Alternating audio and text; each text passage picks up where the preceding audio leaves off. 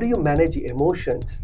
Right? No asset class is a one-way street. How would you look at these volatility? Since the outcome is not known, Investing in mutual funds safe? I would say that's purely noise. These are the things that determine the end outcomes. Essential to focus on controlling greed and fear. And where do you invest your money? Will fund managers add value to individuals' portfolio?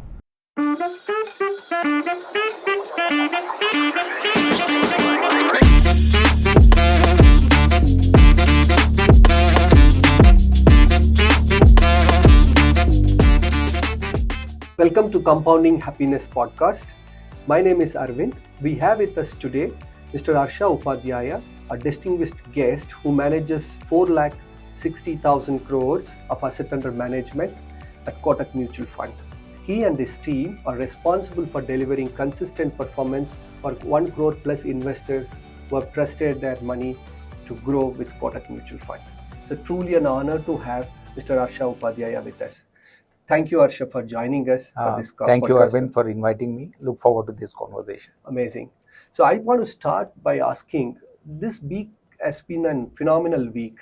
We begin the week, Monday was close to 2,300 points down, 3.3%. And we are ending the week on a positive note. But it's a roller coaster week. How do you manage emotions in these times as a fund manager? Every now and then, market reminds us that it's not going to be a one-way street, right? No asset class is a one-way street. I think all investors need to remember that there is going to be a certain amount of volatility in the market. Sometimes it's driven by fundamentals, sometimes it's driven by sentiments and flows, but there is going to be volatility. Especially at times when valuations are elevated, you could see this volatility even for no reason, right? Having said that, I should also give you in terms of what has been the backdrop for this volatility, right? We have been talking about global equities doing phenomenally well over the last several quarters. We have been looking at valuations moving up, not just globally, but also in India, everywhere. The flows have also got diverted towards more of riskier assets, which I would say riskier on a relative basis, where equities have got prominent share of flows, right? While all of this was happening, we have also had reasons to believe that there have been issues on the economic front, geopolitical front, etc., in various parts of the globe, not specific to India, but various parts of the globe. I think the center stage was taken over by some of these negative developments over the last few trading sessions, which led to elevated level of volatility. First of all, there have been talks about slower Western economies, slower growth in Western economies. Geopolitical tension, we have all been reading and noticing what's happening in Middle East, etc. So all these issues were there. Just that it so happened that the center stage was on all of this in the recent times. We have also seen Japanese yen, for example, continuously been depreciating against most of the currencies, and their interest rates have been very, very low all this while. So it became a carry trade, which was beneficial for most investors to borrow money in Japanese yen and invest it elsewhere so that they could get the benefit of higher returns as well as currency movements. Right? That could have also fueled some of the market movements in India and abroad in the recent times. What we saw over the weekend was not so great numbers on some of the macro indicators like job growth, etc. From a US economy perspective. That's why it's not that it was completely unexpected, but at that point of time, the focus was on some of these negative prints and the market volatility increased.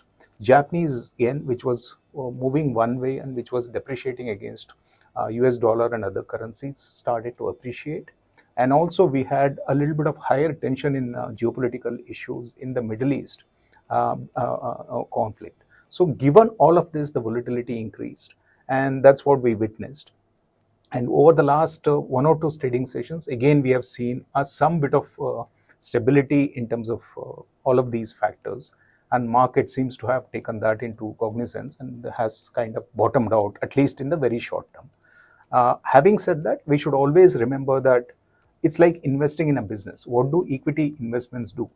Instead of you being an active partner in a business, you are a passive partner. Somebody else is running that business. You are taking a small share of that business, right?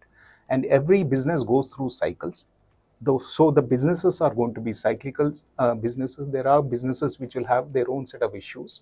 Along with that, there is another degree of volatility that comes because these are listed securities and the market movements are also very different at different points of time because of various other external factors and internal factors.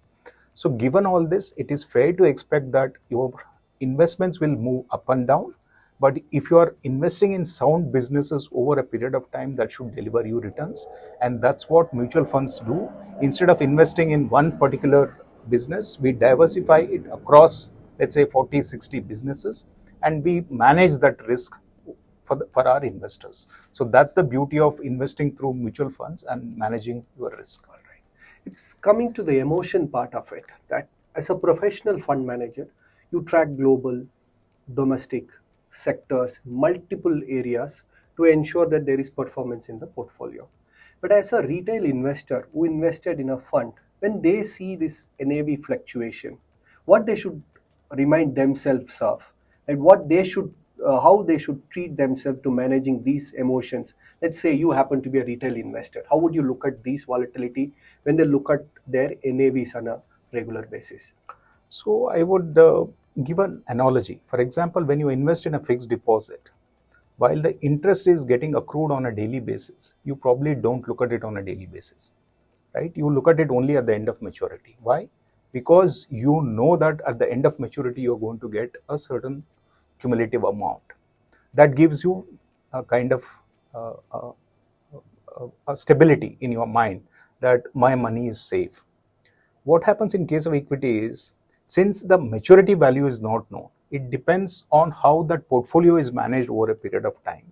And as I said, we invest in businesses. It's not a fixed level of income all the time.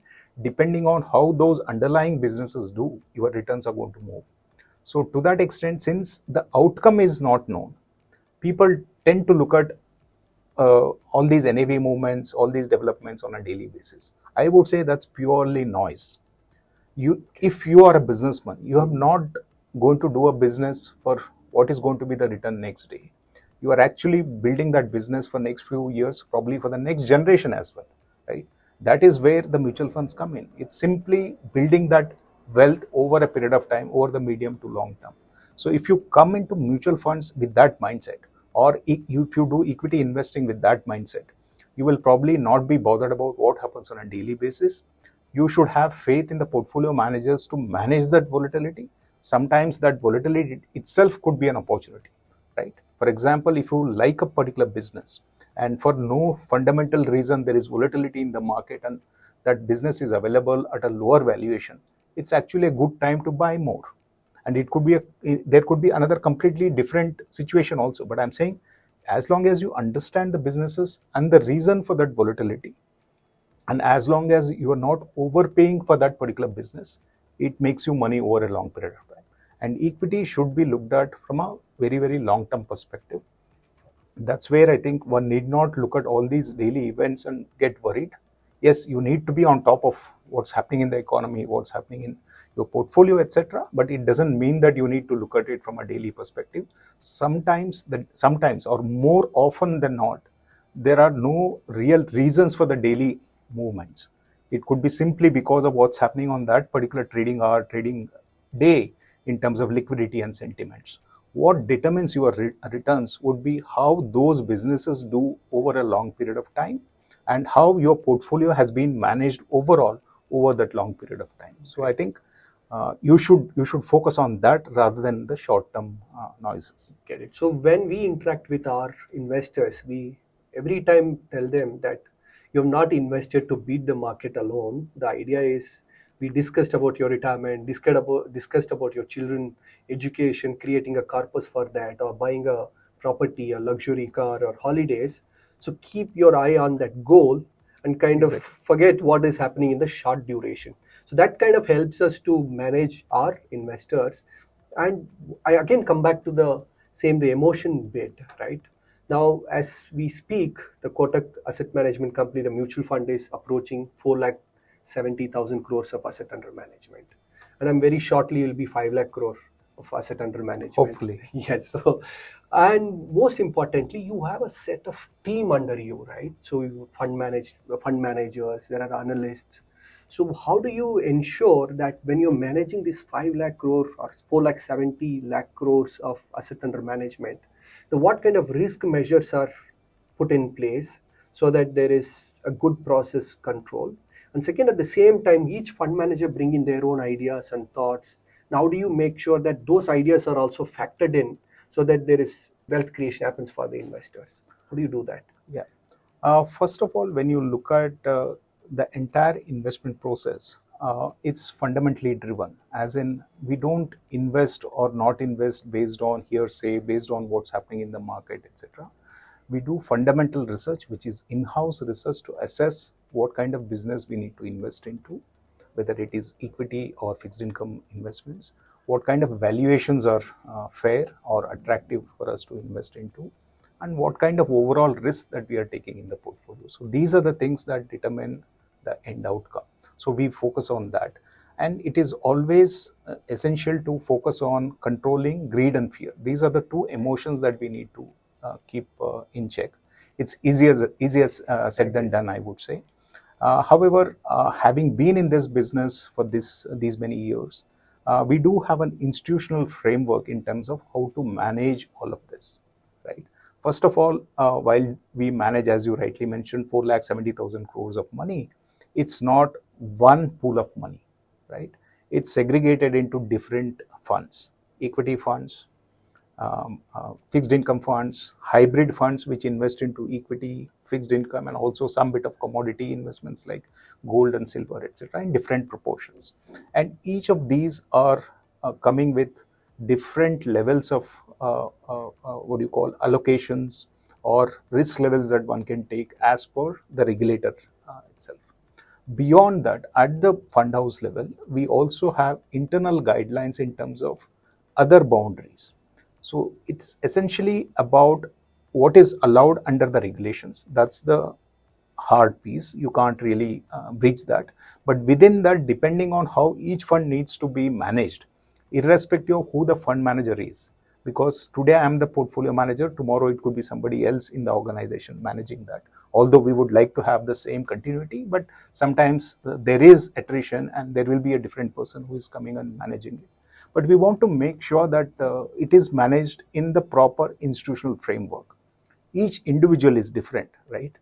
My view on a particular sector and your view on a particular sector could be slightly different.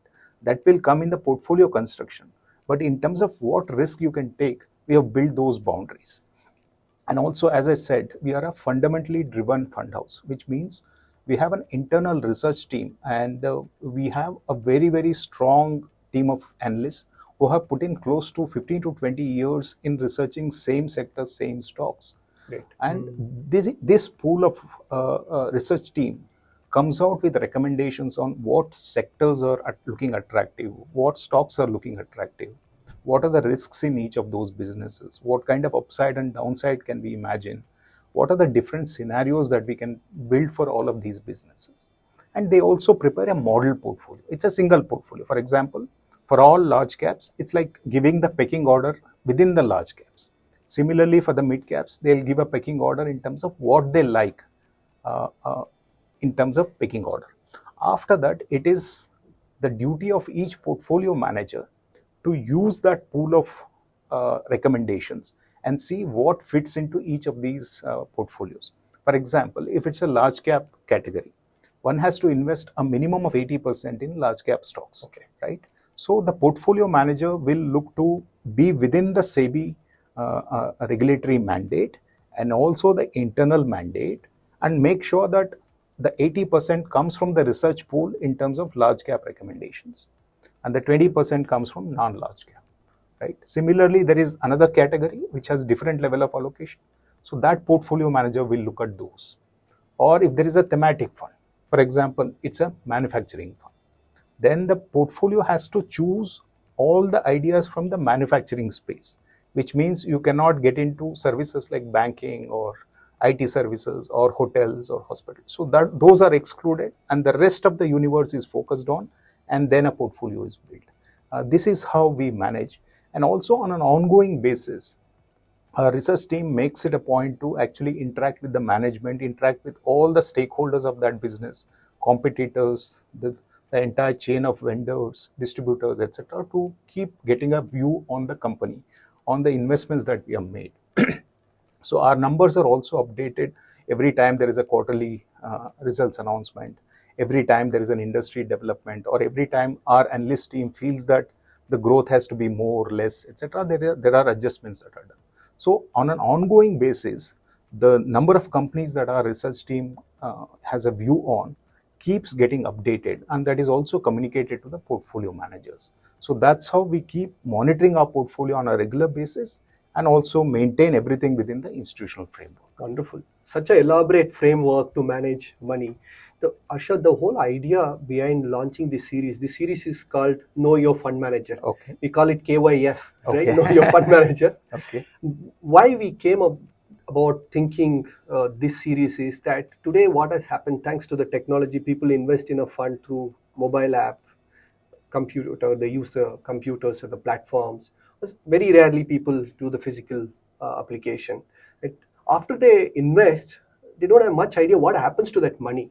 Yeah, What is they the kind probably of- know the outcome rather than what's going behind that Absolutely. outcome. So the whole idea of launching this series is to show them what is behind the scene. That's when we thought, okay, let's do this Know Your Fund Manager series.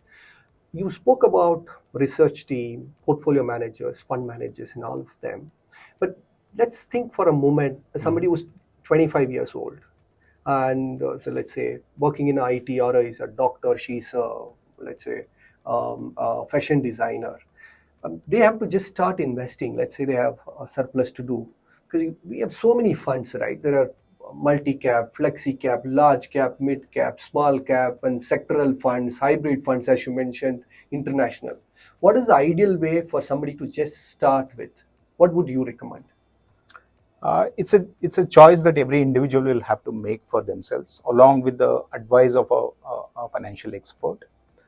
As a manufacturer or as a asset manager, we will have all the products on the shelf. Okay. What meets to their risk profile and the expected returns that they will have to choose.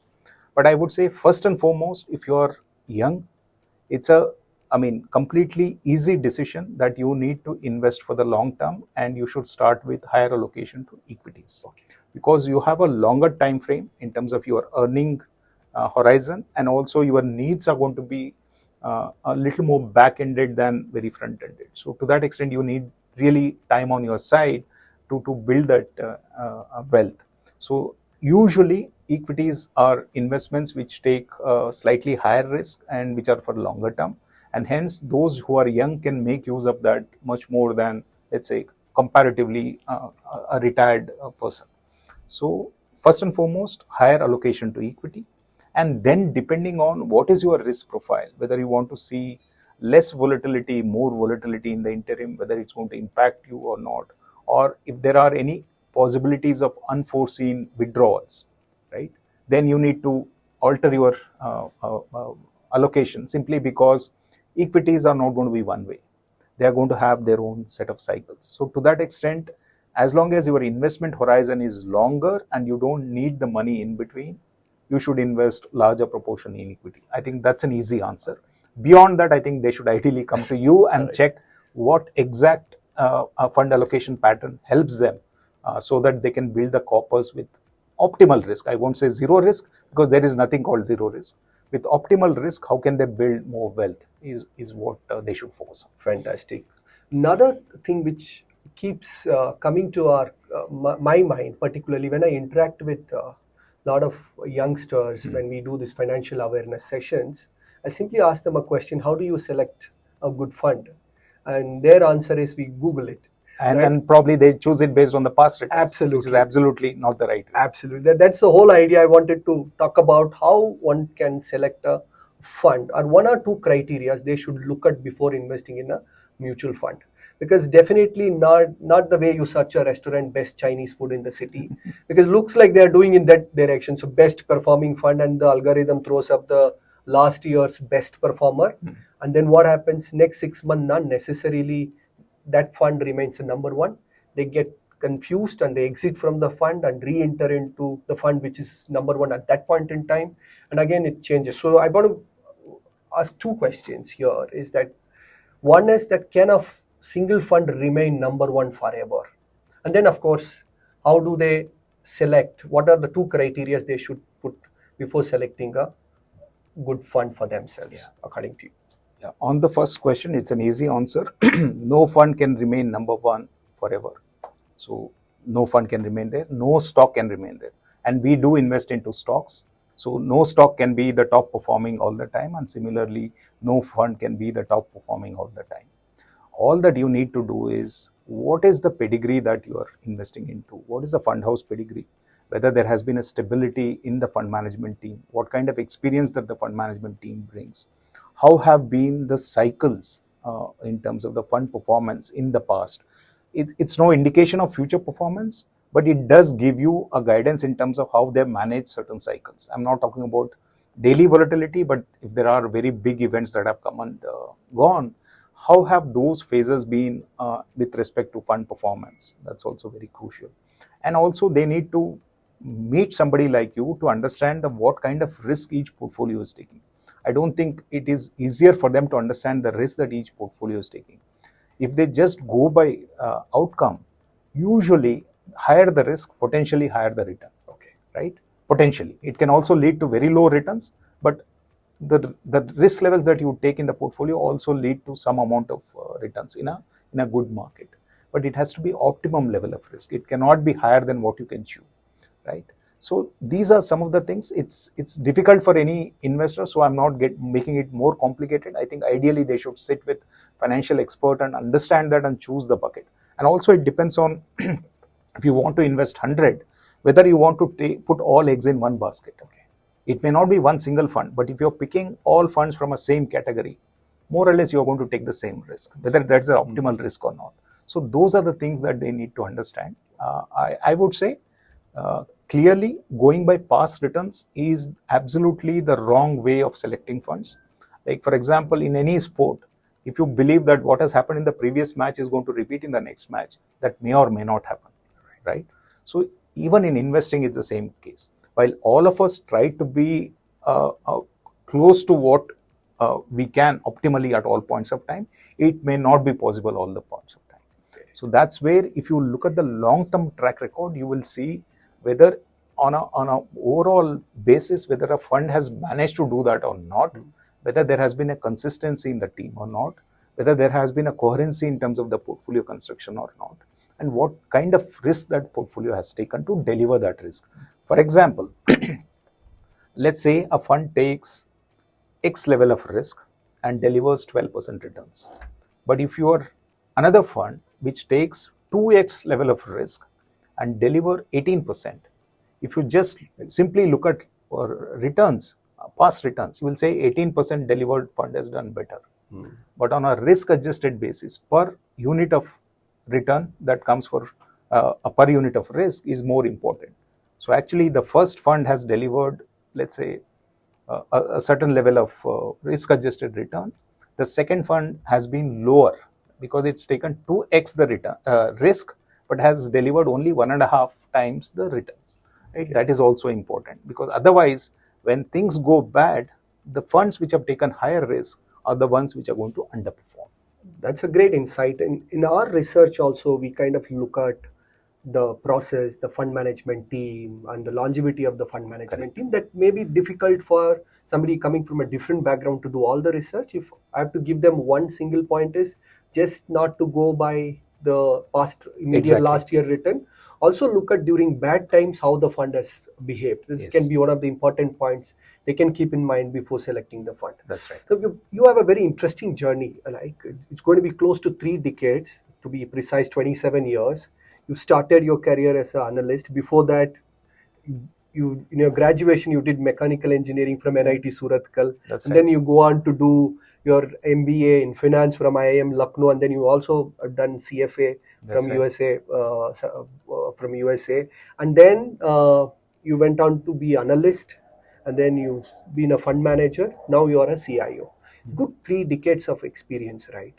Sometimes investors ask me a question: is investing in mutual funds safe? I'm not talking about the volatility part. Now that you've seen 3 decades, it's as good as the mutual fund industry in our country. So what would you tell them? Can they put their lifetime savings like retirement, children education, buying a house in mutual fund and then feel safe about it? So what would you tell them? Absolutely. I think, yes, there will be different funds at different points of time delivering different kinds of performance. But as far as the regulatory environment is concerned, it's one of the most regulated industries.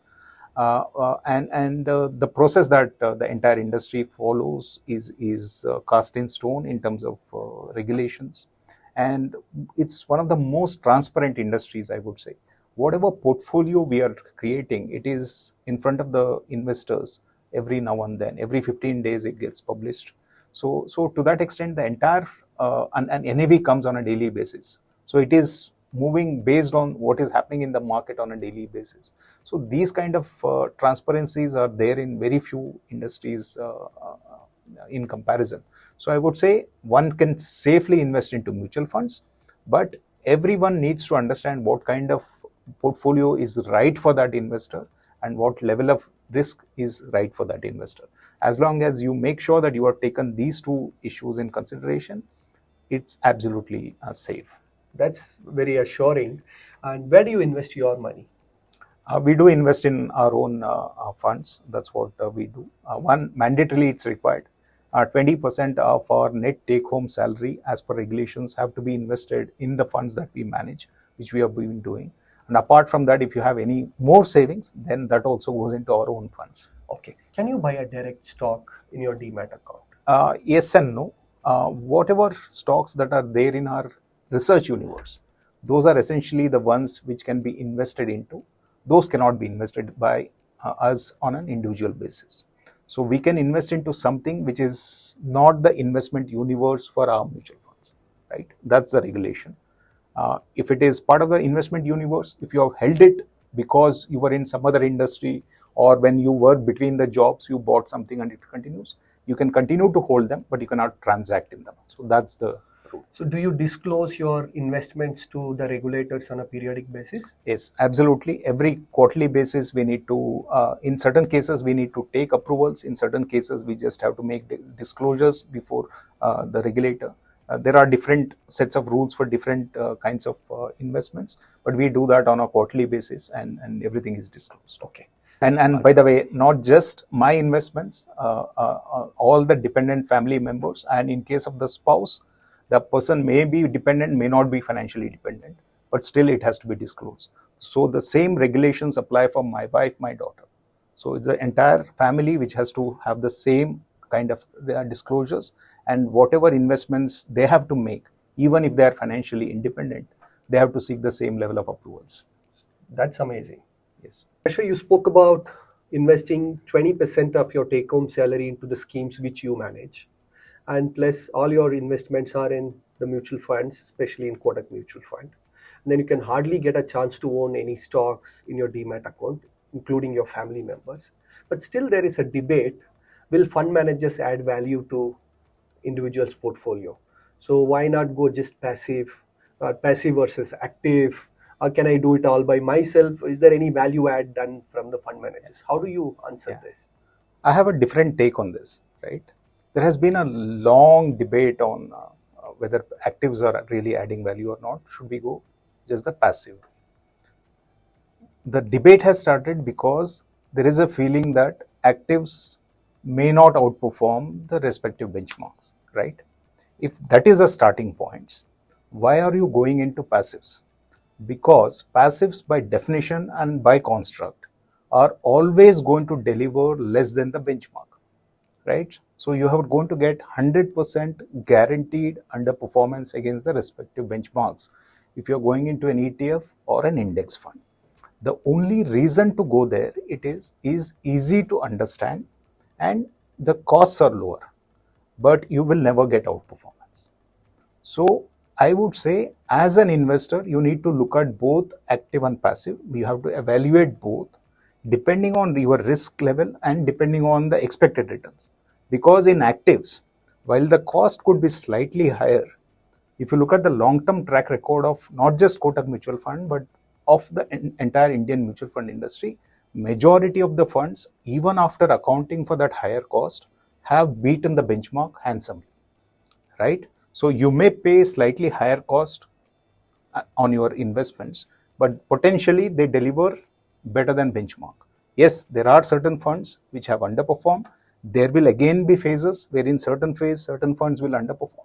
But if you have chosen a well managed fund, and if you stay for long term, more often than not you are going to get that expected outperformance.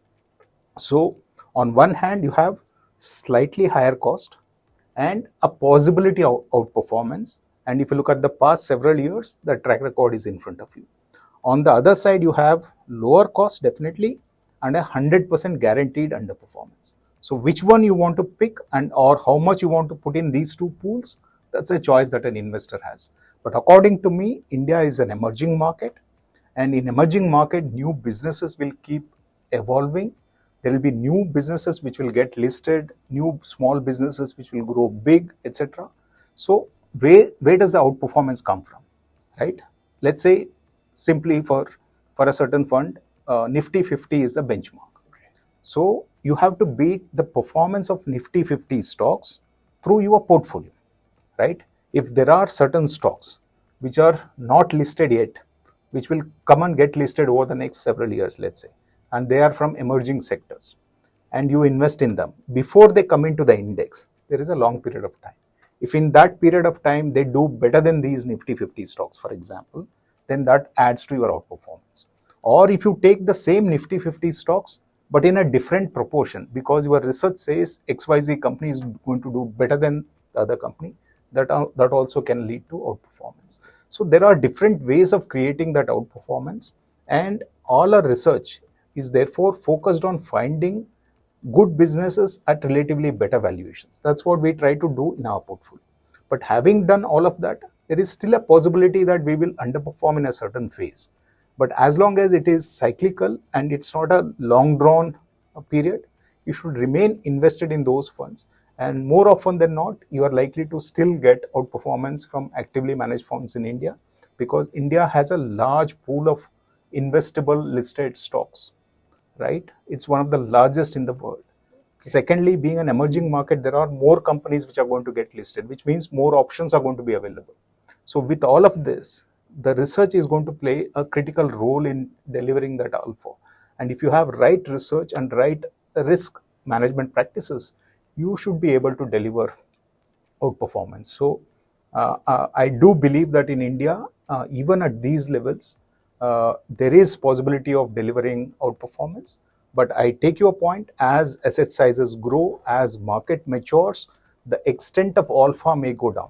For example, few decades back when I started my fund management, getting 8-10% outperformance on the respective benchmarks was relatively easy, I would say.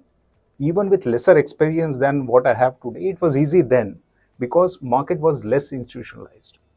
So finally, you are competing in the same market where all kinds of investors are there, right? When every investor becomes equally good, then the alpha generation becomes less, right? So as market becomes more institutionalized, larger in size, then obviously that competition will increase. So your extent of alpha will go down. Today, getting probably 2 or 3% outperformance against respective benchmarks has become a good outperformance. So extent of alpha definitely has come down in last several years. That's going to happen in every market which sees more institutionalized players coming into the market. But because of the reasons that I mentioned in terms of how evolving India has been in terms of an economy, I still believe that active fund performance can still generate that outperformance, at least in the foreseeable future. Great. I keep telling our investors the fact that this fund will underperform, it also leads to outperformance, because it's never a linear growth, right? It's cycles. As you said, as fund managers identifying great opportunities, it may take little time for Correct. that opportunity to play out. At that period, you will have a underperformance. It does not mean that you will remain or sometimes the investment decisions may not be right, but there is always a corrective phase. The investment managers are also changing their stocks and proportion. That can also lead to comeback in performance. So it could be different reasons. So definitely it's not a permanent thing. If it is sustainably long period of underperformance, obviously you need to investigate and see what is going wrong. Understand. Now, what is your favorite investment strategy, SIP or lump sum? I would say SIP is the best because it takes away the worries of volatility from investors' mind, and it also brings a lot of discipline, right? Discipline is the most important thing. As long as you have discipline, you are going to excel, whether it is in your own business or in any activity that you. And same thing goes right for even investments. So I think SIP is the best way to invest. But obviously, in the recent times, investors may feel that investing lump sum, in hindsight, probably 1 year back would have given better returns, etc. But these are different phases in the market. There will also be a time where markets are going to go down. Then probably you will feel I should have done SIP rather than lump sum. But over a long period of time, it generally gives you better risk-adjusted returns. Great. And if you happens to be 25 years old and just started earning money, what would you do when it comes to investments? What you think that I could have done better when I was 25 years ago?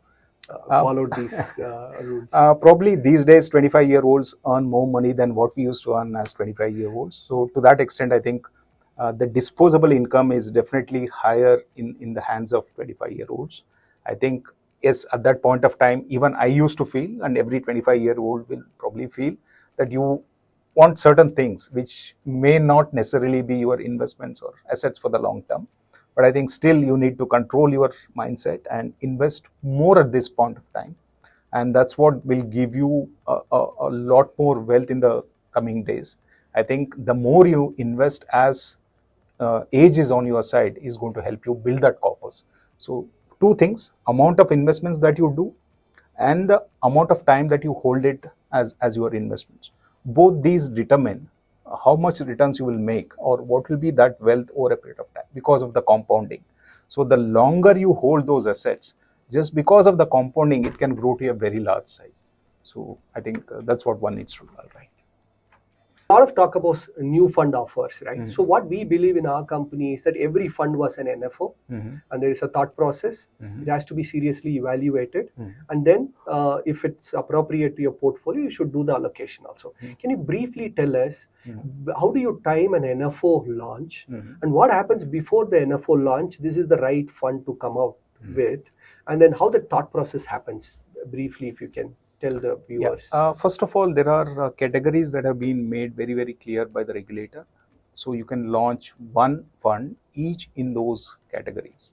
So every fund house can only launch one large cap fund, one large and mid, and one certain other category, etc.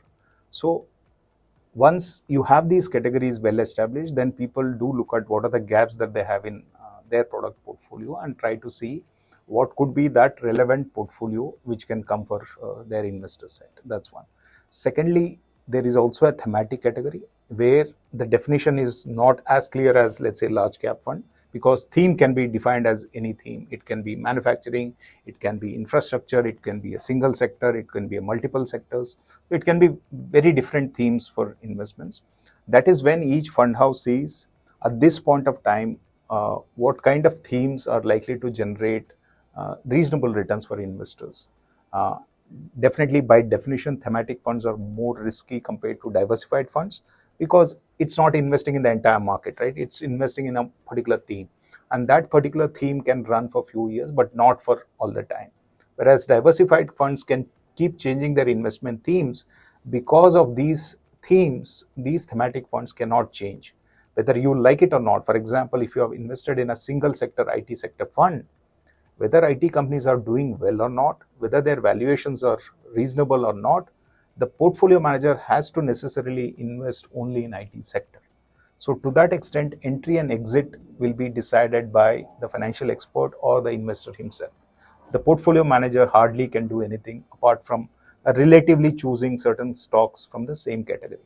However, if it is a diversified fund, if I don't like one particular sector for any reason, valuations, growth, or any of the risk levels, etc., I can go to another sector. So that's where the portfolio manager can probably take those decisions for the investor and still continue with the same set of fund.